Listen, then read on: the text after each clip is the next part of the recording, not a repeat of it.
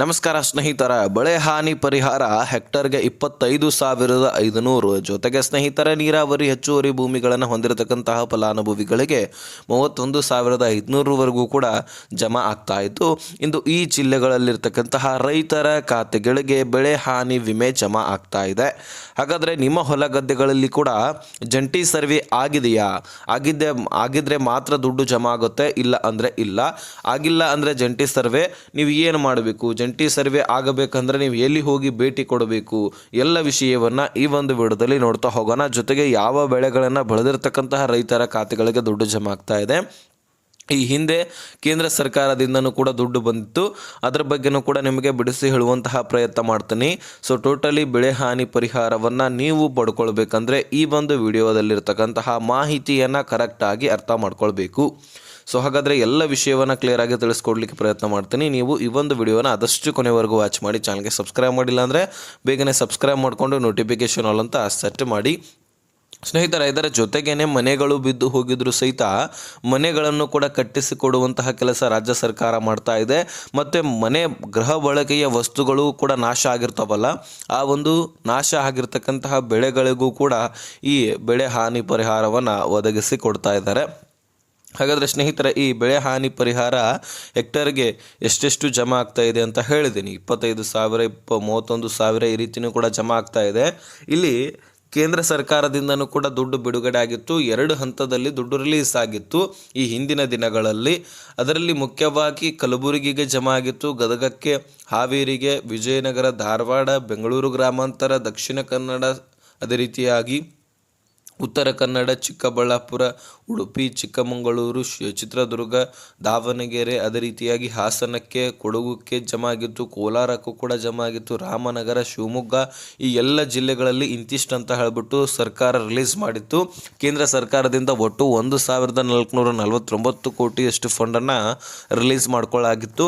ಅದರಲ್ಲಿ ತೊಗರಿ ಬೆಳೆದವರಿಗೆ, ಭತ್ತ ಬೆಳೆದವರಿಗೆ, ರಾಗಿ ಬೆಳೆದವರಿಗೆ, ಮೆಕ್ಕೆಜೋಳ ಬೆಳೆದವರಿಗೆ, ಸೋಯಾಬೀನ್ ಬೆಳೆದವರಿಗೆ, ಹತ್ತಿ ಬೆಳೆದವರಿಗೆ, ಹೆಸರು ಕಾಳು ಬೆಳೆದವರಿಗೆ, ನೆಲೆಗಡ್ಡಲೆ ಸೇರಿದಂತೆ ಇನ್ನು ಮುಂತಾದ ಬೆಳೆಗಳನ್ನು ಬೆಳೆದಿರತಕ್ಕಂತಹ ರೈತರ ಖಾತೆಗಳಿಗೆ ಹಣವನ್ನು ಮಂಜೂರು ಮಾಡಲಾಗಿತ್ತು.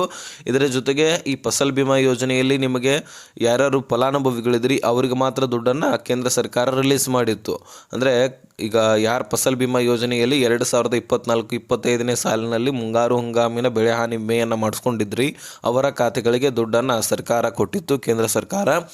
ಇನ್ನು ರಾಜ್ಯ ಸರ್ಕಾರವು ಕೂಡ ರೈತರಿಗೆ ಸಾಲವನ್ನು ಆದರೂ ಮಾಡ್ತಾರಂತ ಕಾಯ್ತಾ ಇದ್ವಿ. ನಾವು ಸಾಲ ಮನ್ನಾ ಅಂತೂ ಮಾಡೋದಿಲ್ಲ, ಆದರೆ ಬೆಳೆ ಹಾನಿ ವಿಮೆಯನ್ನು ಕೊಡ್ತೇವೆ. ಈ ವರ್ಷ ಹೋದ ವರ್ಷಕ್ಕಿಂತ ಹೆಚ್ಚಿನ ಮಳೆ ಆಗಿದೆ, ಅಂದರೆ 4-5% ಅಷ್ಟು ಹೆಚ್ಚು ಮಳೆ ಆಗಿದೆ. ಹಾಗಾಗಿ ನಾವು ಬೆಳೆ ಹಾನಿ ಪರಿಹಾರವನ್ನು ಒದಗಿಸಿ ಕೊಡ್ತೇವೆ, ಪ್ರತಿ ರೈತರಿಗೂ ಕೂಡ ಕೊಡ್ತೇವೆ. ಬರೀ ಇನ್ಶೂರೆನ್ಸ್ ಮಾಡಿಸಿದವರಿಗಷ್ಟೇ ಅಲ್ಲ, ಇನ್ಶೂರೆನ್ಸ್ ಮಾಡಿಸಿಲ್ಲ ಅಂದರೂ ಸಹಿತ ನಾವು ಈ ಬೆಳೆ ಹಾನಿ ಪರಿಹಾರವನ್ನು ಕೊಡ್ತೇವೆ ಅಂತ ಹೇಳಿದರು. CM ಸಿದ್ದರಾಮಯ್ಯನವರೇ ಸ್ವತಃ ಹೇಳಿದರು. ಹಾಗಾಗಿ ಈ ಬೆಳೆ ಹಾನಿ ಪರಿಹಾರವನ್ನು ಒದಗಿಸಿ ಕೊಡ್ತಾರಂತ ಹೇಳ್ಬಿಟ್ಟು ನಾವು ಕೂಡ ಕಾಯ್ತಾ ಇದ್ವಿ. ಜಂಟಿ ಸರ್ವೆ ಆಗಿರಲಿಲ್ಲ, ಇನ್ನೂ ಕೂಡ ಜಂಟಿ ಸರ್ವೆ ಆದ ಮೇಲೆ ಅಲ್ಲಿ ಎಷ್ಟು ಹೊಲಗಳು ನಾಶ ಆಗಿದ್ವಪ್ಪ ಅಂದರೆ ಸುಮಾರು 30,000 ಹೆಕ್ಟರಷ್ಟು ಭೂಮಿಗಳು ನಾಶ ಆಗಿದ್ವಂತೆ. ಆ ಎಲ್ಲ ಭೂಮಿಗಳಿಗೆ ಈಗ ಬೆಳೆ ಹಾನಿ ಪರಿಹಾರವನ್ನು ಇಲ್ಲಿ ರಾಜ್ಯ ಸರ್ಕಾರ ಒದಗಿಸಿ ಕೊಡಲಿಕ್ಕೆ ಮುಂದಾಗಿದೆ. ಹಾಗಾದರೆ ಸ್ವತಃ CM ಸಿದ್ದರಾಮಯ್ಯನವರೇ ಇದನ್ನು ಘೋಷಣೆ ಮಾಡಿರ್ತಕ್ಕಂಥದ್ದು. ಅದರಲ್ಲಿ ಮುಖ್ಯವಾಗಿ ಈಗ ಚಿಕ್ಕಮಗಳೂರು ಆಗಿರಲಿ, ಶಿವಮೊಗ್ಗ ಆಗಿರಲಿ, ಯಾದಗಿರಿ, ಉತ್ತರ ಕನ್ನಡ ಆಗಿರಲಿ, ದಕ್ಷಿಣ ಕನ್ನಡ, ದಾವಣಗೆರೆ ಆಗಿರಲಿ, ಉಡುಪಿ, ತುಮಕೂರು, ಚಿತ್ರದುರ್ಗ, ಈ ಒಂದು ಜಿಲ್ಲೆಗಳಲ್ಲಿರ್ತಕ್ಕಂತಹ ರೈತರ ಖಾತೆಗಳಿಗೆ ಜಮಾ ಆಗ್ತಾ ಇದೆ ಅನ್ನುವಂತಹ ಮಾಹಿತಿ ಸಿಗ್ತಾ ಇದೆ. ಒಟ್ಟಾರೆಯಾಗಿ ಹೆಚ್ಚೆಚ್ಚು ಎಲ್ಲಿನ ಒಂದು ಪ್ರದೇಶಗಳಲ್ಲಿ ಮಳೆ ಆಗಿದೆ ನೋಡಿ, ಬೆಳೆಗಳು ಹಾನಿಯಾಗಿದೆ ನೋಡಿ, ಆ ಒಂದು ಹೊಲ ಗದ್ದೆಗಳಿಗೆ ರೈತರ ಖಾತೆಗಳಿಗೆ ದುಡ್ಡನ್ನು ಜಮಾ ಮಾಡ್ತಾ ಇರ್ತಾರೆ.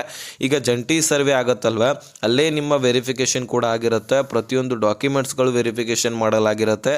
ಅದರಲ್ಲಿ ಮುಖ್ಯವಾಗಿ ಪಹಣಿಗೆ ಆಧಾರ್ ಕಾರ್ಡ್ ಲಿಂಕ್ ಆಗಿದೆ ಇಲ್ವಾ, ನಿಮ್ಮ ಹೊಲ ಗದ್ದೆಗಳು ನಿಮ್ಮ ಹೆಸರಲ್ಲೇ ಇದೆಯಾ ಇಲ್ವಾ, ಎಲ್ಲ ಡಾಕ್ಯುಮೆಂಟ್ಸ್ಗಳು ಕ್ಲಿಯರ್ ಇದಾವ. ಇಲ್ಲಿ ಸಣ್ಣ ಪುಟ್ಟ ರೈತರಿಗೆ ಒಟ್ಟಾರೆಯಾಗಿ ಬೆಳೆ ಹಾನಿ ಒದಗಿಸಿ ಕೊಡ್ತಾರೆ. ಅದರಲ್ಲಿ ಮುಖ್ಯವಾಗಿ ಪಹಣಿಗೆ ಆಧಾರ್ ಕಾರ್ಡ್ ಲಿಂಕ್ ಇರಲಿಲ್ಲ ಅಂದರೆ ನಿಮಗೆ ದುಡ್ಡು ಬರಲಿಕ್ಕೆ ಸಾಧ್ಯನೇ ಇಲ್ಲ.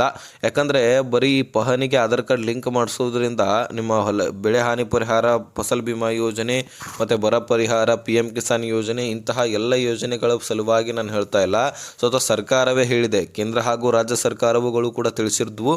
ಅದರಲ್ಲಿ ಕೃಷ್ಣ ಬೈರೇಗೌಡ ಅವರೇ ಇದನ್ನು ಮುಖ್ಯವಾಗಿ ಹೇಳಿದರು, ಕೃಷಿ ಸಚಿವರು. ಏನಪ್ಪ ಅಂತ, ಈ ಪಹಣಿಗೆ ಪಹಣಿಗೆ ಆಧಾರ್ ಕಾರ್ಡ್ ಲಿಂಕ್ ಮಾಡಿಸಿಲ್ಲ ಅಂದರೆ ಬೇಗನೆ ಮಾಡಿಸ್ಕೊಳ್ಳಿ. ಇಲ್ಲಾಂದರೆ ನಿಮ್ಮ ಹೊಲ ಗದ್ದೆಗಳನ್ನು ಇನ್ಯಾರೋ ಬಂದು ಲಪ್ಟಾಯಿಸ್ಕೊಂಡು ಹೋಗೋದಾಗಿರಲಿ, ನೀವೇ ಕೋರ್ಟ್ ಕಚೇರಿ ಅಂತ ಅಲ್ದಾಡಬೇಕಾಗತ್ತೆ, ಮಧ್ಯವರ್ತಿಯಾಗಿ ಮಾರಾಟ ಮಾಡೋದಾಗಿರಲಿ, ನಿಮ್ಮ ಹೊಲ ಗದ್ದೆಗಳು ನಿಮ್ಮ ಹೆಸರಲ್ಲೇ ಇರಬೇಕಂದ್ರೆ ಪಹಣಿಗೆ ಆಧಾರ್ ಕಾರ್ಡ್ ಲಿಂಕ್ ಮಾಡಿಸ್ಕೊಳ್ಳೋದು ಅತಿ ಅವಶ್ಯಕ ಆಗಿದೆ. ಸೊ ನಿಮ್ಮ ಹೊಲ ಗದ್ದೆಗಳು ಯಾರೋ ಬಂದು ಲಪ್ಟಾಯಿಸ್ಕೊಂಡೋದ ಬಳಿಕ ನೀವು ನಿಮ್ಮ ಹೊಲ ಗದ್ದೆಗಳಿಗೆ ಕೋರ್ಟ್ ಕಚೇರಿಗೆ ದುಡ್ಡು ಹಾಕೋದು, ದುಡ್ಡು ಸುರಿಯೋದು ಇದೆಲ್ಲವೂ ಕೂಡ ಬೇಡ. ಸುಮ್ಮನೆ ಒಂದು ಕೆಲಸ ಮಾಡಿದ್ರೆ ನಿಮ್ಮ ಪಹಣಿ ಆಧಾರ್ ಕಾರ್ಡ್ ಲಿಂಕ್ ಮಾಡಿಸ್ಕೊಂಡ್ರೆ ನಿಮ್ಮ ಹೊಲ ಗದ್ದೆ ನಿಮ್ಮ ಹೆಸರಲ್ಲೇ ಉಳಿಯುತ್ತೆ ಅಂತ ಸರ್ಕಾರ ತಿಳಿಸ್ತಾ ಇದೆ. ಅದನ್ನು ನೀವು ಮಾಡ್ಕೊಳ್ಬೇಕು. ಯಾಕಂದರೆ ಆ ಡಾಕ್ಯುಮೆಂಟ್ಸ್ಗಳು ಕ್ಲಿಯರ್ ಇದ್ದರೆ ನಿಮಗೆ ಯಾವುದೇ ತೊಂದರೆ ಇರುವುದಿಲ್ಲ. ಡಾಕ್ಯುಮೆಂಟ್ಸ್ಗಳು ಕ್ಲಿಯರ್ ಇರಲಿಲ್ಲ ಅಂದರೆ ನಿಮಗೆ ಪ್ರಾಬ್ಲಮ್ಗಳು ಕ್ರಿಯೇಟ್ ಆಗ್ತವೆ. ಹಾಗಾಗಿ ಆ ಕೆಲಸವನ್ನು ನೀವು ಮುಖ್ಯವಾಗಿ ತಪ್ಪದೇ ಮಾಡಿ.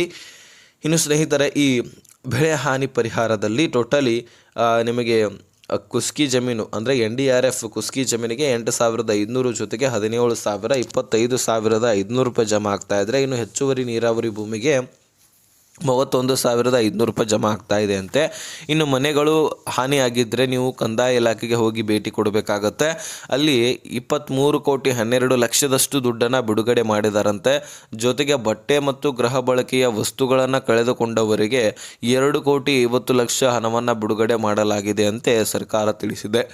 ಹಾಗಾದರೆ ನಿಮ್ಮ ಹೊಲಗದ್ದೆಗಳು ನಾಶ ಆಗಿದ್ದರೆ ಬೆಳೆ ಹಾನಿ ಪರಿಹಾರ ಪಡ್ಕೊಳ್ತೀರಿ. ಇನ್ನು ಮನೆಗಳು ಬಿದ್ದು ಹೋಗಿದ್ರೆ ಮನೆಯನ್ನು ಕಟ್ಟಿಸಿಕೊಡಲಾಗುವುದು. ಕಂದಾಯ ಇಲಾಖೆಗೆ ಭೇಟಿ ಕೊಡಿ. ಇನ್ನು ಸ್ನೇಹಿತರೆ, ಈ ಪಹಣಿಗೆ ಆಧಾರ್ ಕಾರ್ಡ್ ಲಿಂಕ್ ಮಾಡಿಸ್ಲಿಕ್ಕೆ ನೀವು ಗ್ರಾಮ ಪಂಚಾಯಿತಿಯಲ್ಲಿ ಲಿಂಕ್ ಮಾಡಿಸ್ಕೊಳ್ಬೋದು. ಒಂದು ಆಧಾರ್ ಕಾರ್ಡು, ಒಂದು ಪಹಣಿ, 2 ಪಾಸ್ಪೋರ್ಟ್ ಸೈಜ್ ಫೋಟೋ, ಒಂದು ಮೊಬೈಲ್ ಸಂಖ್ಯೆ ಇರಬೇಕು. ಅದು ಆಧಾರ್ ಕಾರ್ಡ್ಗೆ ಲಿಂಕ್ ಆಗಿರಬೇಕು.